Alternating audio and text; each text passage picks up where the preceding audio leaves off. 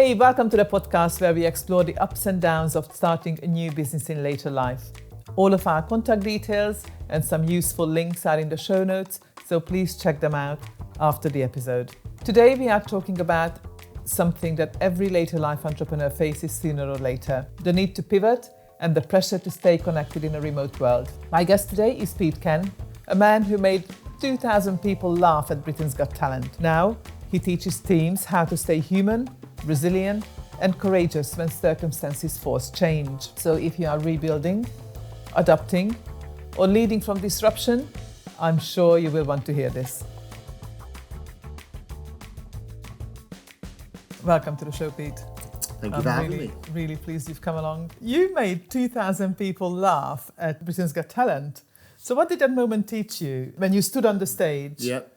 And you were on your own, completely alone at that moment, and you had 2,000 people laughing at you? What did that moment teach you for business and life? Okay, so let's just, I'm behind the stage. I've met up with one of the guys, basically, runners, and he was just like, are you feeling nervous? And I was just like, no, because nervous and excitement is the same emotion. That's the way I frame things, basically, because a lot of people that when you feel nervous about anything, actually it's the same as excitement in the belly, you know. Or you can sort of reprogram it, can't you? Yeah. Completely. So, I basically was behind the scenes, and then next thing, all I could hear was, and the guy in front of me just got the 4 crosses, and I was just like, and then this sort of get in state moment really became very real for you. Completely. And then so I walked it round, saw Ant and Deck. They gave me a little bit of blah blah blah, and then were you even hearing them? No, not at all. I was like say state change. I was ready to go. I was ready to own the stage, and then I walked onto the cross in the middle of the stage. And the first thing I did was I looked, and there was like the panel, obviously the 4 judges, and then I saw the people. I was just like, okay, cool. And then I looked up and I saw the next bank of people there, and I was like, ooh. And then I clocked a row of lights up here, and I was just like, wow, my goodness, there's 3 tiers, basically. And then the first thing I do when I run a laughter session is I get everyone to just breathe in and then just breathe out a long ha, and then 2,000 ha's coming back at me. It just went, and that was it. Wow. My shoulders went back, and I was just owned the stage.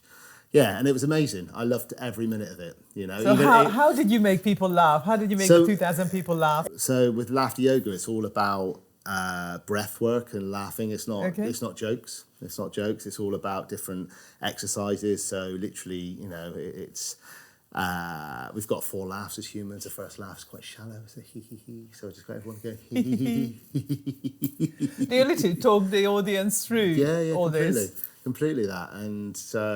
And then I think it was within probably, I don't know, about a minute, I got the first, and then it's just like, okay, cool. And then, just carried on doing my thing. And then 2, 3, and then the 4th one, I call them 4 kisses because that's what they are, And again, it's all about framing. It's all about framing. So they buzz you off the stage? Yeah, completely. Despite making the audience laugh? Yeah. What did the audience think? You know what's really interesting, just generally, when I think it's human nature, right? We you've got 2,000 people, but the one person that I remember was just some guy just looking at me just like that, just go, out of because that was the unique one. That was the one person standing out of the crowd. Yeah, completely.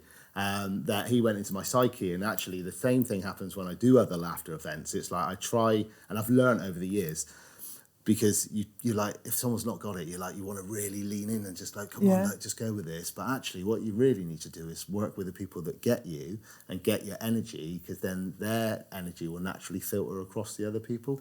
I was going to say, in these few sentences you told me so far, there are so many lessons to take from that. And this is certainly one of them, that don't pay attention to the ones who don't like you or don't get you. Pay attention to the ones that do. Yeah, completely. Because the thing is, it's our natural position. Someone doesn't like what you do, or they're not engaged with what you do. You naturally, personally, I want them. It's like, well, why don't you want to be engaged? Is it that sort of ancient human brain of wanting to belong? And just sort of knowing that actually, if you go along with this, especially the laughter, it's weird. Of course, it's weird. You're laughing for no reason at all. Why would I do that? Because you'll feel amazing. You know, but actually, do you want to feel amazing? Ultimately, deep down, maybe they don't. Maybe they're too. And there are people who don't. My goodness, I know. have had conversation with someone some years ago who is like, all you need to do is just write down 3 good things that happened to you that day, and over time it will lift your energy. Nothing good ever happens to me. And it's like, what do you do then? You just sort of shut us down. It's like, if that person doesn't want to help themselves. Yeah, exactly. You can try. And it's just like, actually, the best thing to do is just sort of probably just step slowly away and just go focus on, because the thing is, the more you give your energy to people that suck your energy away, then you're just going to be left nothing. And actually, but if you're giving your energy to people that can reciprocate and give you energy back, then you're just going to vibrate at this higher vibration, and beautiful things happen when you're at that space. I think this is super important for people who work on their own, like entrepreneurs, solopreneurs, self-employed people who work on their own. We really need to channel our energy very carefully, don't we? Yeah. And I think this sort of really fits in with the emotional health part of what I teach, is finding the right connections and nurturing the right connections. Yeah, because the thing is as well, you know deep down when someone doesn't make you feel great energy-wise, you know, and sometimes there are people that are possibly a bit closer, like possibly family members. I'm not going to mention any names, but I certainly have family members. No, we're not going to drop anybody. No, but you know, there's people in there that you've really got to put your coat on beforehand, like energy-wise, because you know that they're going to just literally, this is the, oh, that happened and this happened and that happened, and just like by the end of it, you're just like, you're leaving going, you've just drained all of my energy. But actually, energy is such a powerful thing that it's really, really important to, well, personally, I start the day, I manifest, I affirmate, I visualize, I journal, I exercise, and I try and do that every single morning, because that then sets me into best intention. Music to my ears. That's exactly what I do, and that's exactly what I teach. It's important. Is to have that routine. Yeah. So would you like to go into a little bit more detail on them? What you do? Yeah, of course. So first thing I do is I've basically got a 60-minute Spotify playlist. Wim Hof breathing exercises. So I do 15 minutes of Wim Hof. Then wow, 15 minutes of just breathing. Of breathing, yeah. So that's quite a substantial amount of time. Yeah. So, and that's something quite new that I've started doing. But actually, as you're doing it, you're holding your breath for 1.5 minutes, and I can't quite get to that point. I'm at about 1 minute 10, and then, but you're fizzing. Your whole body's fizzing afterwards. Then the next song is Donna Summer, I Feel Love, and I would literally just dance in the mirror and love myself. Yeah. And just exercise and just be, you know, because actually, if you don't love yourself, how can anyone else love you? And it's really, really important. Oh, that is one of the hardest things to get to, isn't it? To fully accept ourselves. Yeah, that's the second thing I do. Then the third one, I've got just a nice bit of classical music where I'll sit and journal, and part of that journaling will be visualising what my future looks like and how I'm going to, you know, hit those points, basically. I like that connection, because I do journaling and I have my green tea during it, but I never put any music on. It's kind of like, partially it's a task to do, and I understand the importance of it, but certainly what you said about the classical music, I feel that would add such a depth, such a different kind of element and dimension to the whole thing. I might just take a leaf out of your book and it's really, really useful. That. It's to the point where, you know, when you hear that song as well, when you're not journaling or visualising, that you automatically just click back into that space, into that state change, and it's just so that's the next one. And then I then do Tony Robbins priming. So I did a Tony Robbins event in May time this year, which was 12,000 people, just like high energy. I thought you were going to say £12,000. No, well, it was close. It was close, but you know, and a lot of people was like, I wouldn't spend, you know, it was $3,000 I spent because I wanted to be in the space where I wanted to be with high performers, high achievers. Because again, who you hang around with makes a massive difference. Yes. You know, if you're bouncing around with people that have a certain mindset, then you're going to become them. Then you are in that mastermind environment, aren't you? Completely. It's the same as if you hang around with people that either drink or they party or they drug or they're gambling or whatever. You become that person because you're the next one. But actually, if you're hanging around with people that want to achieve, want to be better, want to be bigger, want to be stronger, want to be spiritual, that's who you become. Do you want results quicker and prefer a private deep dive? Alongside my group programs, I offer one-to-one mentoring. To find out how to work with me personally, please use the link in the show notes. People who are working on their own and Yeah. are struggling with this because maybe they are surrounded by their family or their neighbours. How do they put themselves into those situations? I would put on your big boy, big girl pants. Yeah, that's the hardest bit to understand. To sort of stand up to those around you? Well, no. Just go, right, okay, who do I want to be? That's probably the first question to work out. It's just like, well, actually, who do I see myself? How do I want to be in even 6 months' time? Okay, right, these are the people that I want to vibrate around, you know, and it's just like, if it is a business person, then get to the networking events and start bouncing around and just gelling and just seeing who you can connect to, basically. Because, again, like you say, entrepreneurship and solopreneur, it's lonely.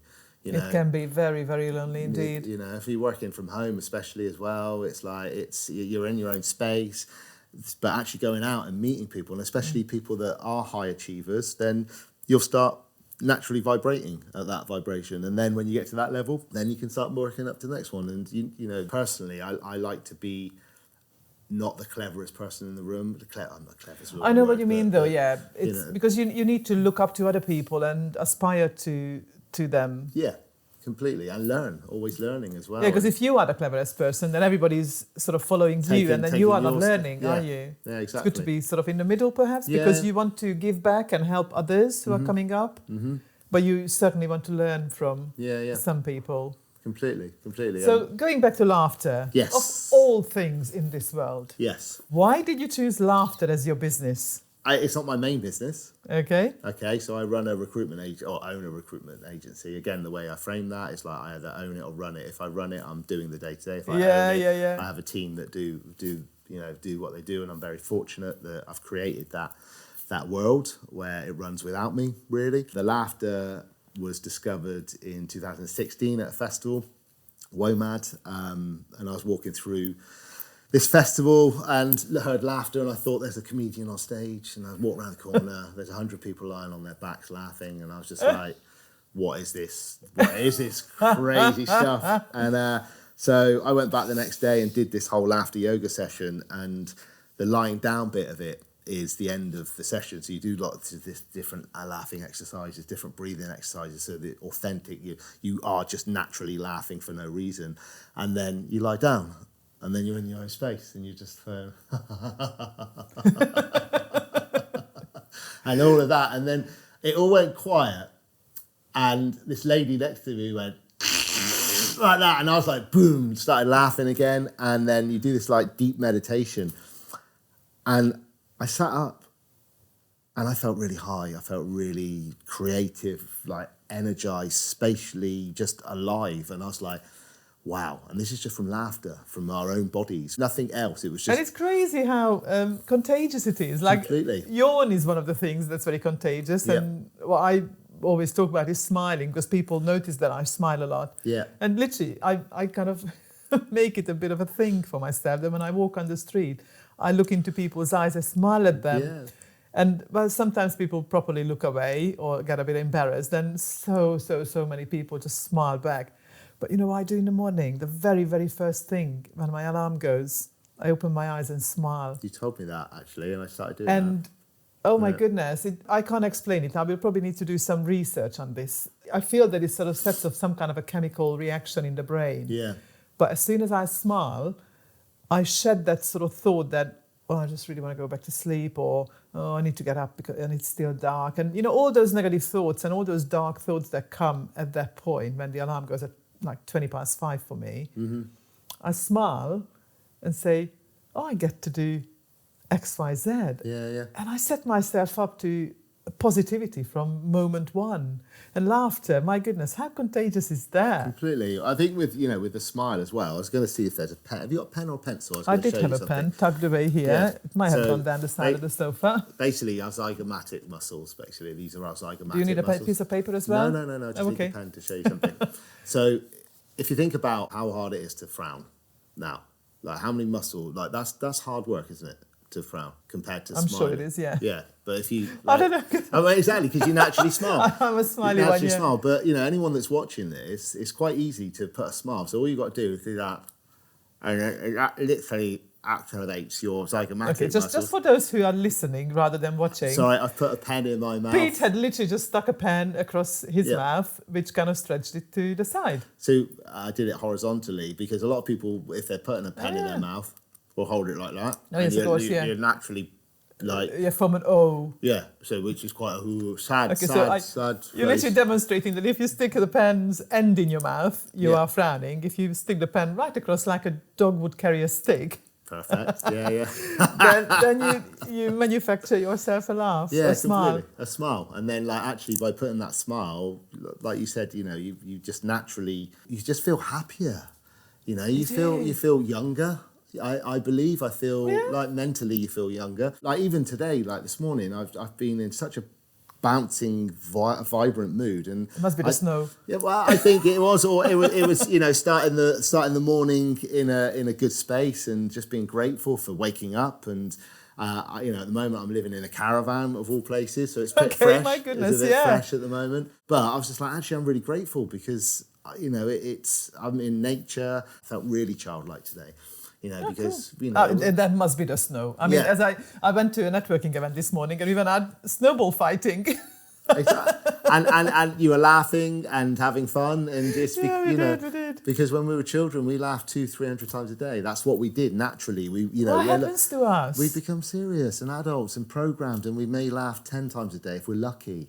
And it's really, that upsets me whenever I say that in my laughter sessions. It's because, why can't we be a child? Do you have a child? I've got 2 children, yeah. Because I sometimes feel that for not having had children, I kind of retained a lot more of that childishness in me, maybe. I mean, it's just my little kind of philosophy on myself. The people, when they are parenting, on grandparenting, they sort of just want to protect their children and become a bit too serious. Mm-hmm. I don't know. As I say, I have no idea. But what's your take on that? Wow, when they're young toddlers, I mean, naturally you're just like, hey, you're like in awe, and just it's a good way of being able to be a child and like have you can have an excuse to just mess around, jump in puddles, whatever.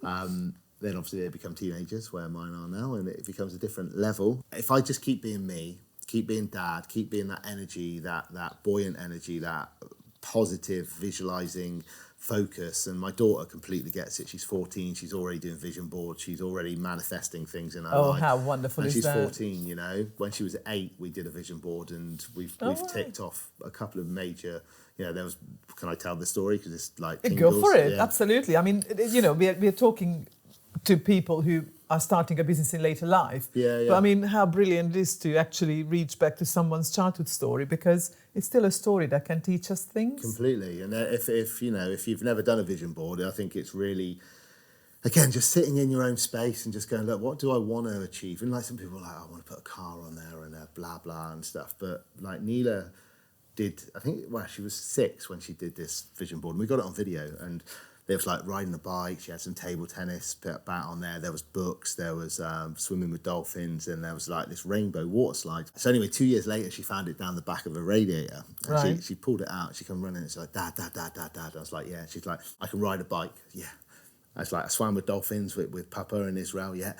Ping pong, I can play ping pong, and actually she's virtually county level now. She just keeps playing that, which is fantastic. But she's like, Dad, that water slide, because that's the one we went on in America. And I was just like, it's a water slide. We were in America. It's like, no, Dad, that's the actual one we went on in America. Oh, wow. So I went online and just Googled, and there was one day where Chloe, my wife, went to Universal because the kids were too small, and I took them to this water park. So I went online, found the water park, and literally saw the picture, and it had the same, just everything was the same, and I just went, my goodness, it's just like... Your daughter properly manifested... The actual water slide, yeah, and for me then at that point, so I'm a firm believer of putting, you put your vision out there, you will hit it, you really will hit it, as long as you completely believe and you trust in the world to bring this vision to life. But to give an 8-year-old that power to actually go, I've created this thing, and that's actually, the water slide. Happen, yeah. It's just like, that's job done. It's job done. So anyone, listening or watching, it's just like, I encourage you to just sit with your own thoughts and just really feel what what does 3, 4, 5 years look like for you? Like, what would you really want to achieve? And it doesn't have to be like loads of money or whatever. It could just be, it could, like, for me, wealth. It's not about abundance of money. It's about actually being able to spend time with who I want to spend, having freedom, being able to dance barefoot in the mud. Like, this is all of this stuff makes me feel alive and why would we not want to feel alive? We've got one go at this. So hopefully that's a little takeaway there for people. Some of you will want deeper, faster transformation. And that's why I also offer a 3-month one-to-one mentoring package, and that is tailored to your business and life. You will find the details in the show notes. What I'm thinking about is that, the ultimate aim is to spend time with our loved ones. But I live in Plymouth and travelled down to Bodmin today, which is about an hour's drive, and did a bit of thinking. I spent an hour with myself. I was listening to something, and the question was something along these lines, actually. Like, what are your 3 top priorities? And indeed, one of my priorities would love to be spending as much time with my husband as I can. But then when you are building a new business, you can't. They are 2 conflicting things. Mm-hmm. So how do you then that sort of started off a train of thoughts. It's like, how do you then pivot business building, and when you're pouring all of your energy and time into it because you want to get it off the ground? Yeah. How do you pivot that? And at what point can you pivot that in order for the ultimate aim of spending time with your loved ones to become a reality? A few things here. So one thing is, I liken our life, we've got 3 pots. Okay. So I've got a peat pot. A what, sorry? Peat. Peat. Oh, peat, pot. like personal. Sorry, I thought you were a peapot. I said, well, probably a lot of yeah, just under the bed. It's cold at night.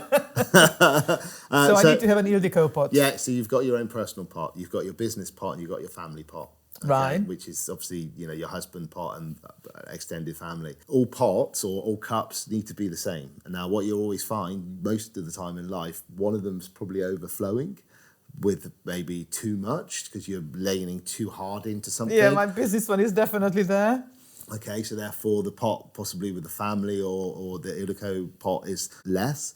But actually, if you can get them at a nice level, then everything else will grow. It will all just grow naturally. That's my thought process. Because actually, again, if I'm not getting in the sea, if I'm not having a sauna, if I'm not looking after myself, then like very speed, but then also if I'm spending a lot of energy with my children and making sure that the family are okay and they're possibly a bit of stress or whatever, then actually the business is suffering a little bit. So it's not easy, but I think if you can get all 3 as level as possible, but also being aware if one is properly overflowing, because that means that you've put a lot of energy into something, but actually by having time for yourself and going for a walk and having a bit of nature, that's when the ideas come. That's when the ideas for the business. Yeah, my goodness, I can completely vouch for that. Yesterday, I found myself in exactly that situation where I was desperately trying to work something out before I scheduled my newsletter. And it was taking a lot of energy.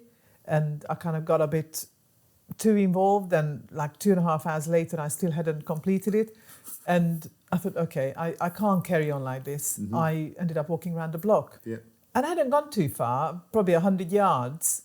And suddenly it dawned on me that I was completely overcomplicating things. And I actually had something in place already, which may not have been perfect, but it was in place. Yeah. And I realized that just to get the task finished, I can utilize that and move on. Good is good enough. There's another one. And then next week I can work on it a little bit more because now I know what needs to be done and I can just switch it over to the new solution, and then it will be that much better. Yeah. And you'll have a fresher mind, a fresher head. And all it took was just to walk out of the house onto the street, no phone, nothing, just the key in my pocket and into fresh air. And it was windy, pulled my hood on, and immediately, literally just sort of blew away that fuzziness, that sort of involvement. And I think that's, over the years of my, different businesses that I've got, I think especially with the chef tree, which is the core business that pays for our lifestyle. What, the lifestyle in the caravan? Yeah, well, that's it.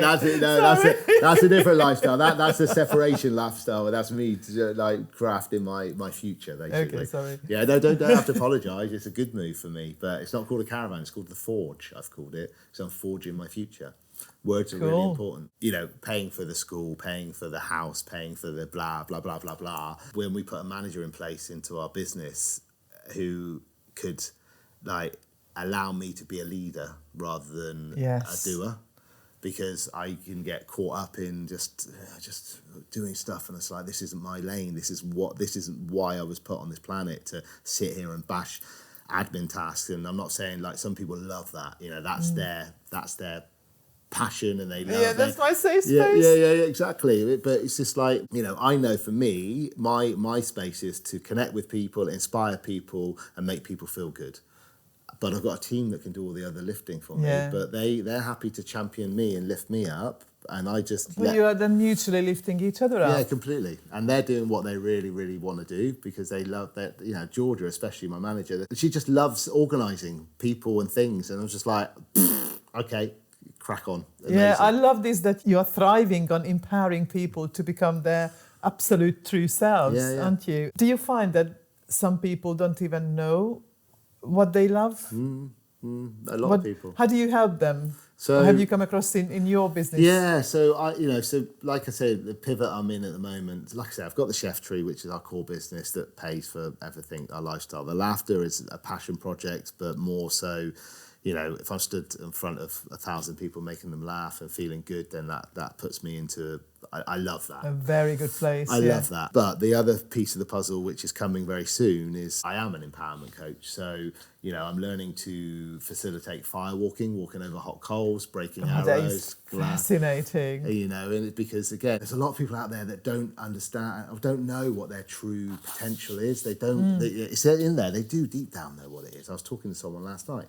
about this, and they said to me, they're a teacher at school, and they've only just started becoming their training as a teacher, and she was saying how she was helping a child that was really struggling with something, and she just took him for a walk, and then he did the test really quickly because she connected with him at that level. And I was like, that's your superpower right there. You know, we all, if you really think about the things that you do that just feels like this flow state, and it just doesn't feel like it's not hard for you. Is this your superpower, to see I feel it's people's strength? Potential. Yeah, I believe guide it them. is. I think it's one of them for sure. And then encourage them and just go, well, hey, like I came from nothing. I didn't, I look at my family and I was just like, actually, I don't even know where this came from. And that actually, if I think about it, a combination of reading lots of books and listening to podcasts and just being inspired by people, surrounding myself with the right people that made me go,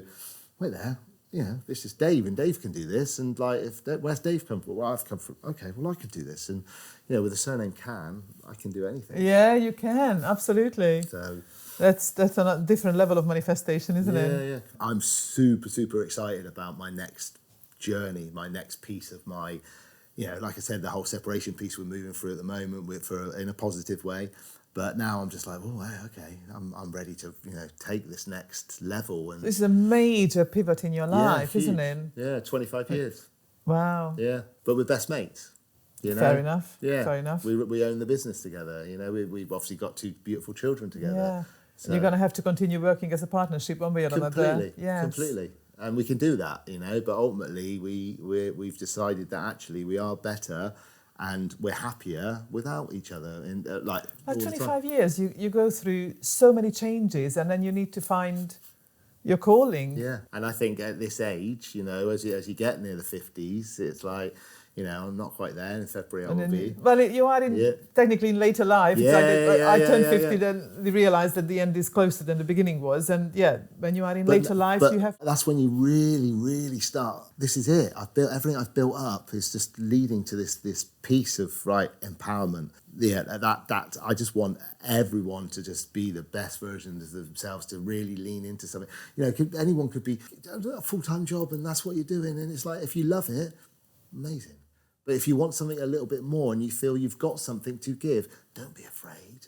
God, this is all music to my ears, because this is exactly what the message that I'm putting across with this podcast to people who might be in corporate or just nursing a dream or something, or so doing a little hobby but want to do something with it.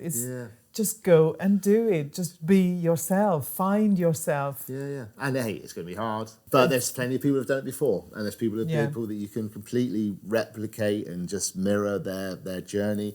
Listen, there's so many people that have put so much content out there that the roadmaps are out there. There really are. And, you know, Just need to find them. Yeah, exactly. And just surround yourselves with the right people. Surround yourselves with people that are going to champion you, who are going to be your cheerleader. Because if you're hanging around people that are just like, oh, you can't do that. No, what happens that? Oh, what happens if this happens? What happens if the economy does? What happens if, what if? It's just like... Yeah, pay a lot more attention to what you can control rather than what you can't control. Completely. And don't waste time. That is so hard to get to that point, to realize that I really don't need to waste my time and energy on things that I cannot control. Yeah. So yeah, that's again is major pivot in people's lives. And I tell you what, often it comes in sort of this middle age or later life, when we're turning towards our later life. And also, I mean, one of the major things is that I want to do something amazing, and this is exactly what's coming back from you. Yeah. That you are now looking forward to something truly life-changing, not just for you, but for loads of people. It is, and it's just like, you know, we've got one go at this, and that's the one thing that I'd push out now. Yeah. You know, and it's just like, and don't get me wrong, hey, I quite easily doom scrolling, and you know, I haven't watched the news for 7-8 years. I just same here. Don't watch it. And it's just like, you know, people, why do you need to know what's going on? Why do I need to know what's going on? Someone's going to tell me what's going on. If it's going to affect me, it's going to hit my front door, you know? That's ultimately what's going to happen. You know, why program yourself? And try this game, right? You're listening to the radio and the news will come on, okay? Turn the news down and then just turn it up every, however many seconds you want to do, and listen to that word, and I can guarantee you that word is not positive. I can guarantee you that word is negative. It's controlling. It's like whatever it is, because it's putting you in a fear space. Completely. I tend to turn the news off, and completely. 2-3 minutes later I turn it back on to the program. Yeah. I just do the same. And like, even like, you know, my kids, like, they're just in the car, like, oh, and I'm like, look, listen, destruction, fear, anger. I was just like, is any of that positive? No. Well, why do you want to listen to it? Like, why? Because people... It's fear-mongering, isn't it? Completely. It's kind of encouraging that sort of herd mentality. Yeah, exactly. That's how you can control people. But anyway, let's not go too political. Yeah, no, that's As we've just said that we don't really listen to the news and don't do politics, then let's not do politics. Yeah, no, completely. I've seen entrepreneurs reclaim hours of wasted time, double their energy, and finally enjoy the business they've built. You can do the same. Look in the show notes to find out how to join us. That is a little red hat next to you. It is. Go on. So what's the red hat all about? Do you want a story behind the red hat first? Go on, tell us the story. So the red hat is my festival hat. And this is actually not my festival hat. This is a bit of a newer version. But so, like I said, I discovered laughter at a festival. So I used to wear my red hat, and I still wear a red hat around. And then when I became when I became the laughter man. Yeah, it's a bit funny. Just decided to wear the red hat. And I was just like, well, actually... there's nothing to it. It's just a red hat. It's just a red hat. But you put it on and smile, and it's just funny. But also when you've got like 200-300 people around you, especially in a big circle, and they need to be, you know, they need to know where the red hat is, because I'm telling them the next piece.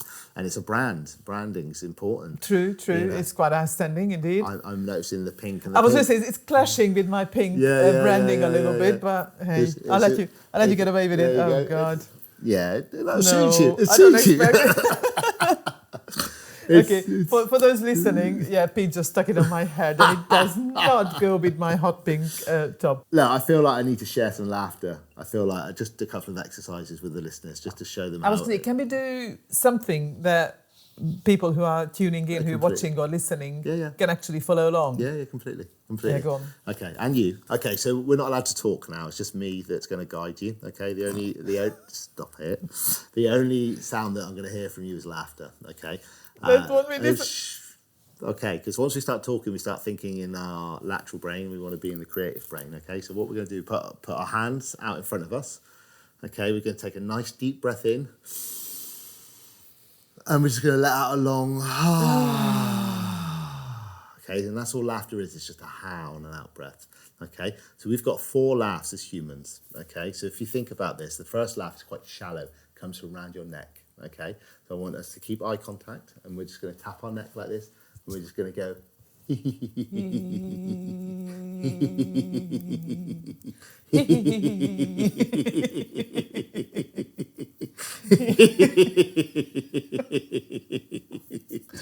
Take a breath in.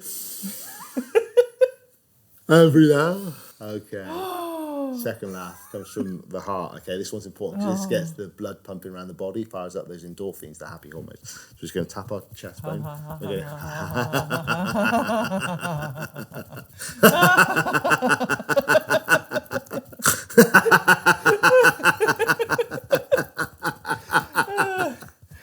Third laugh, belly laugh, the important one, because we sit down so much during the day. 20% of our oxygen just sits in the bottom of the lungs. We hardly ever breathe it out, okay? So if you're sat, I want you to hold your belly, think of Santa, okay?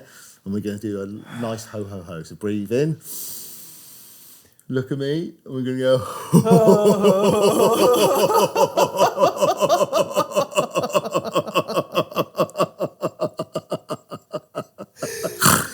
Breathe in, and breathe out. Fourth and final laugh. This is our childlike laugh, okay? So like I said, when we were children, we laughed 200 to 300 times a day, and then we become adults and everything's serious, okay? So we've got a laugh up here. So we're going to put our arms up as high as we can.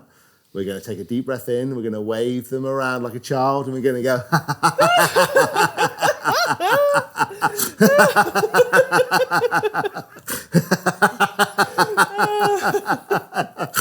breathe in and just relax.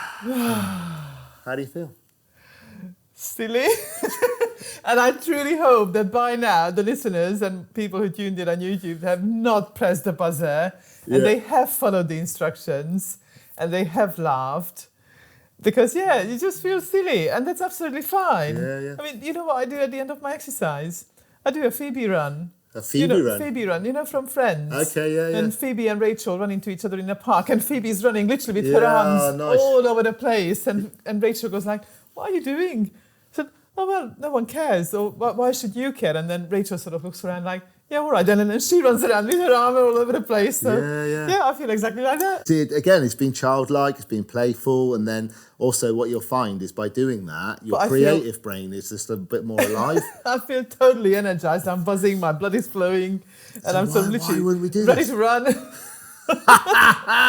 Yeah, love it. Love it. Pete, thank you so much for bringing this laughter to this episode. It's been an absolute pleasure to have you and your redhead. Thank you very much for having me. Enjoy the rest of your day. You too. Thank you for listening to New Business in Later Life with me, Ildikó Sealey, where we say no to slowing down and yes to starting up. Loved what you've heard? Please share it, screenshot it, and tag me on socials. Let's show the world what thriving in later life really looks like and share with a friend who is ready for their next chapter. Please subscribe so you are always in the loop. And if you were ready to stop running on empty and start running on purpose, well, come join us. All the links are waiting in the show notes, including my guests' contacts, the Entrepreneurs Club, and the few tools and services I personally use in my business to help you thrive in yours. Until next time, refuel, refocus, and reinvent.